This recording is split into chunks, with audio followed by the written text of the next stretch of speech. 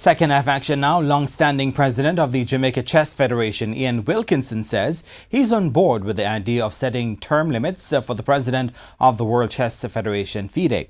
As Denise Walters reports, Wilkinson also admits it is a model he wants Jamaica to adopt.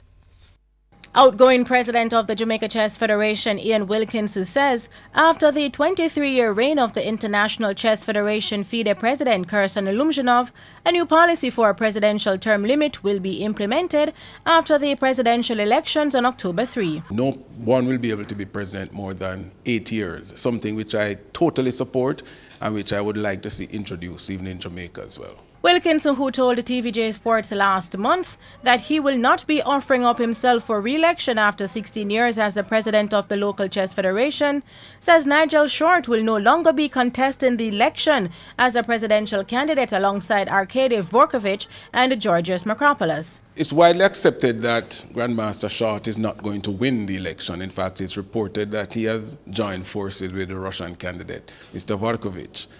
So it's really boiling down to a race between the top two, Mr. Makropoulos and Mr. Dvorkovich. Wilkinson was speaking at the presentation of the chess team that will be representing Jamaica at the World Chess Olympiad in Batumi, Georgia from September 23 to October 7. The team will be looking to emulate the late John Powell and Christine Bennett, who both grabbed silver in 1984 Greece and 1990 Yugoslavia, respectively. The likes of FIDE master Shreya Smith and St. Jago High 15-year-old debutants Joshua Christie and Donnie Clark are expected to be some of the top players for Jamaica. I really want to be able to do well for my team and to bring in points for my team and not be a liability to them and my country.